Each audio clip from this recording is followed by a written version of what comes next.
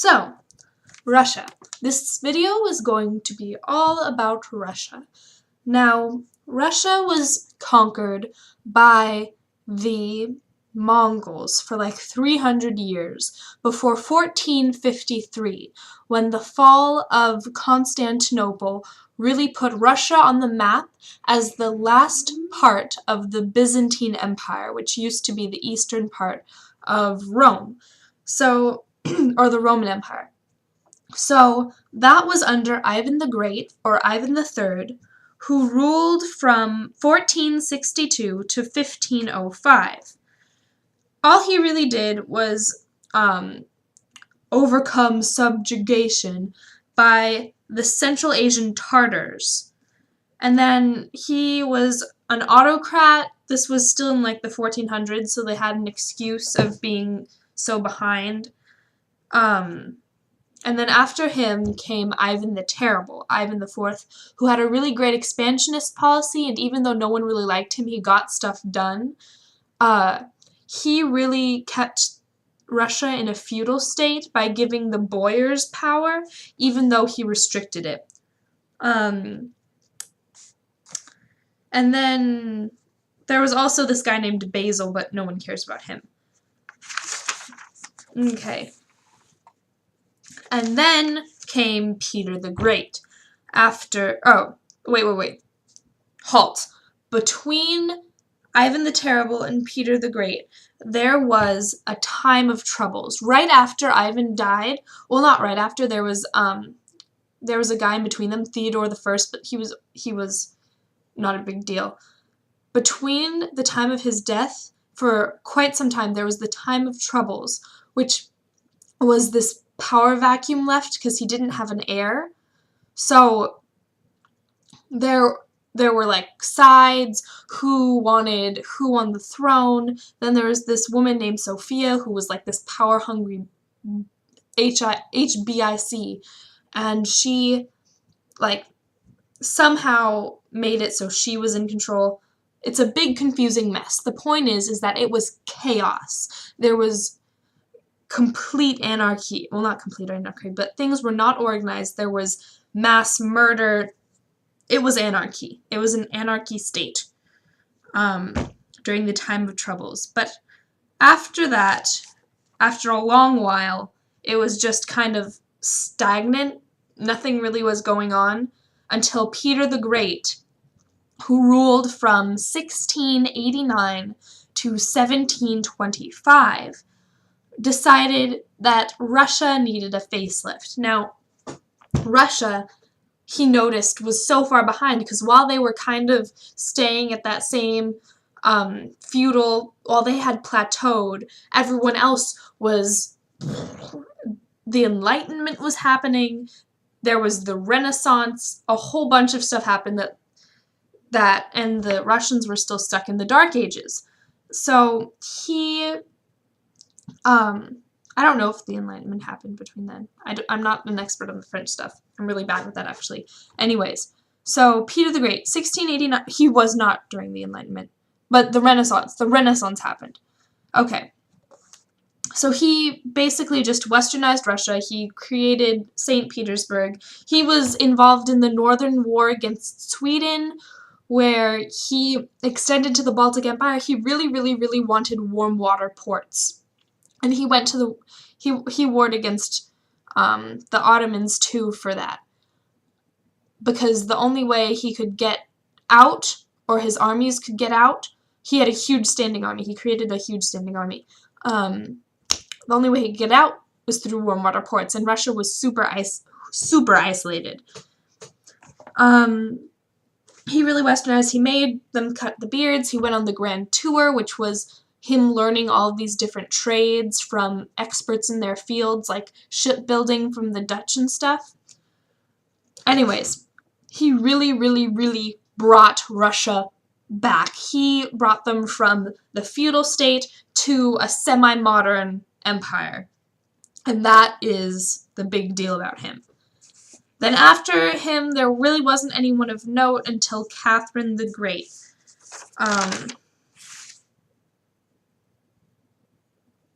Catherine the Great she continued Peter's expansionist policy, and she is one of the people, I think with the Austrians, or the Prussians, it was the Prussians who tore up Poland.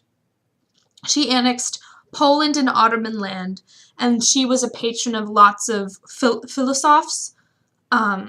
She could be considered an enlightened despot. He started out too backwards, but she came into his westernized empire. So she did lots of reforming, but she had to stop after a rebellion of the Cossacks and the Pugachev rebellion, which was basically just her citizens saying, stop this, we don't like it, because they were being brought so far and into really uncomfortable places, and it wasn't smooth. The transition was not smooth. And then I'm going to type up a little timeline in the description of this, in the doobly-doo. But after that, after Catherine the Great, Russia, there was the Napoleonic Wars, the period between the Napoleonic Wars and World War I, 1815 through 1914. And this is kind of this murky period during the Russians where they were kind of modernized, but they really weren't doing anything. Russia was ruled by Tsar Alexander I, and so he kept on extending the reforms of Catherine the Great.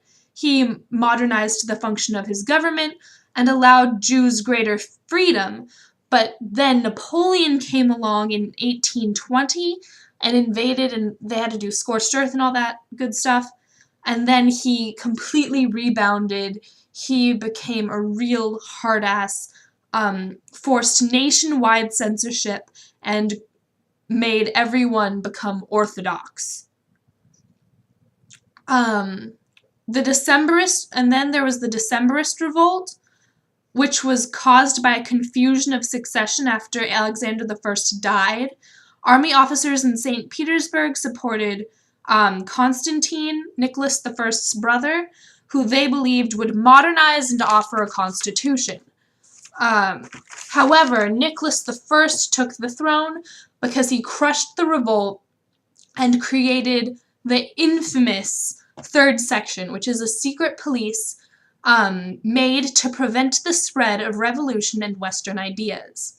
His catchphrase, he's the one who started the whole orthodoxy, autocracy, nationality deal. So it's basically, Russians really like their catchphrases. Like Lenin's is peace, land, bread. Between Napoleonic Wars and the First World War, the catchphrase was orthodoxy, autocracy, nationality. So you can imagine why there was a revolution. So during Nicholas I's reign, he ruled from 1825 to 1855. Russia broke into two opposing camps. Okay, so there were the Slavophiles, who believed the Russian village culture was superior to that of the West, and they were really into the agrarian lifestyle, which means the economy based upon agriculture. They wanted to go back to the good old days. And then there were the Westernizers, who wanted to expand upon the genius of the Russian Empire by industrializing, modernizing, catching up to the Westerns, while maintaining some nationality, of course. And then after Nicholas I was assassinated, I think so, Alexander II, who ruled from 1855 to 1881, he began his reign as a reformer, but ended as a conservative. I think he got a little scared off the assassination of Nicholas I. I'm pretty sure he's the one who was scared about the assassination. And then No, he was the one who was assassinated. I'm so sorry. Okay, so Alexander II was the one who was assassinated. And a real pattern between the Russians, starting as reforming, ending as a conservative. This is usually due to rebellion, and they figure the way to silence the rebellion is to tighten their control. So his Emancipation Proclamation freed the serfs in 1861. That's his big deal. He was assassinated by the Nardeniks, a socialist group. A socialist group who were huge Slavophiles. His successors increased repression and returned to the autocracy, orthodoxy, nationalism catchphrase because he was assassinated and they were scared. And then by the 1890s, Russia had industrialized, having a huge urban population. The Trans-Siberian Railroad linked the European and Asian Russia, or Asiatic, and a growing proletariat largely employed in abusive state-run factories. So that was part one. That was before the Russian Revolution. So here is part two, which is during the Russian Revolution. So let's do this. Part two, Russian Revolution. So you can say that this period started in 1881 to 1894, where Alexander III, reacting to Alexander II's assassination, really got into the policy of nationalism, orthodoxy, autocracy, which you can imagine people weren't happy with. Then in the 1890s, Russia industrializes with money given from the French, because remember, they're scared of Germany, who's industrializing in between them. And with that money, they create the Trans-Siberian Railroad. Then the commercial middle class is established. The proletariat grows. I already went over this. The Constitutional Democrats, you might see this, abbreviated KADETS, cadets, reflected the middle-class principles. They don't really mention that much about them later, but I think it's something to keep in mind and associate it with the Russian middle class. Then the socialist revolutionaries, as we discussed, the assassins, the Nardeniks were the Slavophiles. Then the Marxists were the revolutionaries. They were way out there. But then in 1903, Lenin comes out as a complete Marxist communist, even though his policies differed a little bit. He came out as a communist in a Marxist Congress. So he divided the Russian Marxist Congress between those who wanted a completely democratic, free vote, open vote society, and the people who wanted it to be run by a small group of elite communists, of elite revolutionaries. And so his followers were the Bolsheviks, or the majority, even though they were not the majority, and the Mensheviks, the minority. But the Mensheviks definitely had the upper hand. Their downfall, spoiler alert, their downfall is because they are so many different kinds of people. It's from the socialists to the Democrats, everyone. They can't agree on things. There's like the Tsarists who want a Tsar back. I don't know. But they're way too divided and they can't get together. And Trotsky's Red Army really whips the crap out of their White Army. So that was in 1903, Lenin really stirs the pot. In 1904, 1905, that is when the Russo-Japanese War went down. And I'm just going to give you a really quick detail on that because we all know what happened. Teddy Roosevelt mediated the peace between the Russians, the humiliated Russians, and the Japanese. So Japan got the Manchurian Railroad, half of the Sakhalin Islands, Sakhalin Islands, and then they got Korea. This humiliation coincided with the revolution of 1905. So while this war was going on, the revolution of 1905 happened. This is the first major revolution. If you're taking notes, this is something that you should get. This is kind of the same thing as Bloody Monday. Nicholas II is not a good ruler. He's a really good family man. His son has hemophilia. He married his cousin out of love. It's a lovely, incestuous story, but bottom line, he was not a good ruler. His mind was elsewhere. And so he commissioned a Russian Orthodox priest, Father Gapon, who's really important. I would get him down too. Father Gapon, Gapon, to organize a conservative union to counteract the radical Marxists. Now, Gapon was so horrified by the conditions in the capital, St. Petersburg, that he arranged a peaceful protest. It was just a march through the city, with all of these oppressed peoples. And so the troops, Nicholas was out of the city with his son, so the troops had no real direction, and they just went crazy on these peaceful protesters. And this is called Bloody Sunday because they killed hundreds of people. So in reaction to that, zemstvos were created, Zemstvos were created, which is kind of like parliament. They're provincial councils elected by landowners and peasants, set up by Alexander II. They were strengthened, and, oh no, they're the people who decided this. The October Manifesto, which is basically the desires and call to action for reform that came out of the Revolution of 1905. They wanted a constitution, civil liberties, and the Duma again. The Duma was D-U-M-A. The Duma was their Congress or legislature. And so that in 1906 it was elected, but the Marxists didn't want part of that because they didn't trust the Tsar. But it doesn't really matter because the Tsar disbanded it anyways, eventually, because he didn't, because the Duma demanded that his ministers be responsible to it. That's not really important.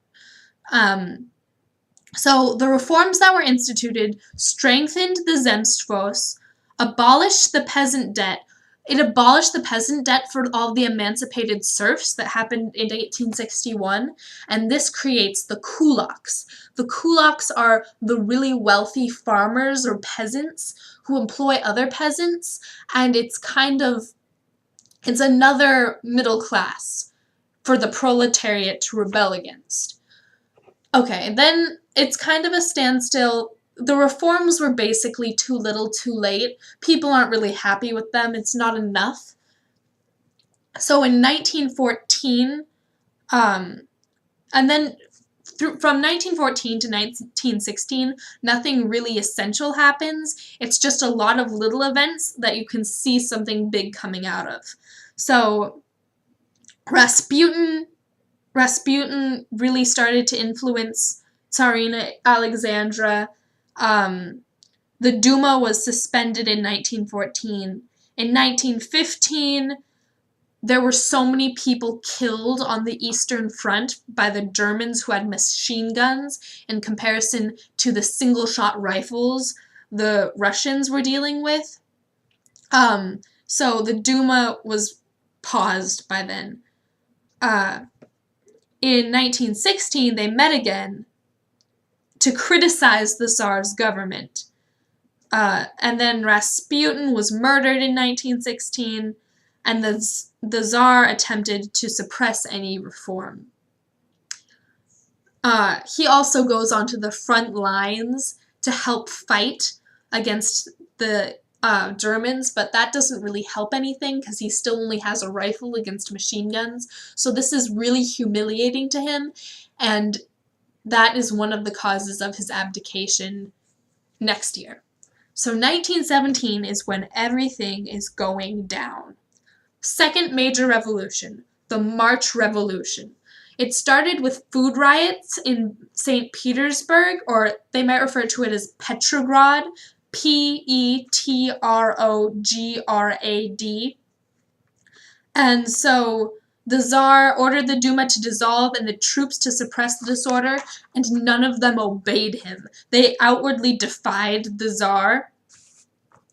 And then this just spread like wildfire. Workers and soldiers in St. Petersburg organized radical legislative bodies called Soviets. So that's where that comes from. They're the legislative bodies of revolutionary Russia.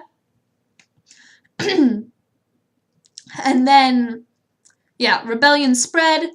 Then here are the dates. March 14th, the Duma formed a provisional government under Prince Georgy Lvov. He's not that important, but if you want it, Prince Georgiiilvov. And Alexander Kerensky. Now, Alexander Kerensky is the important one here. He's a moderate who, though he helps with some reforms, he does not bring them back from the war, and these peasants are exhausted. They do not want war any longer. This is really sucking their country dry. So then, March 15th, the Tsar abdicated. On March 17th, Russia was proclaimed a republic. Lenin and other Bolshevik leaders came back from exile to St. Petersburg in April. Their demands were as follows. 1. Russia withdraw from the war. 2. The Petrograd or St. Petersburg Soviet, which is their council, run the government. 3. Land be redistributed to the peasants and factories will be controlled by the Soviets. This was also their name for workers' committees. So that was the March Revolution. Next came the October Revolution. Same year, but it was actually November. But it's called the October Revolution because the Russians do not have an accurate calendar. So this is the second revolution of the already established provisional government. So the last one was of the Tsar, and this one is of the provisional government under Alexander Kerensky. So this is just Lenin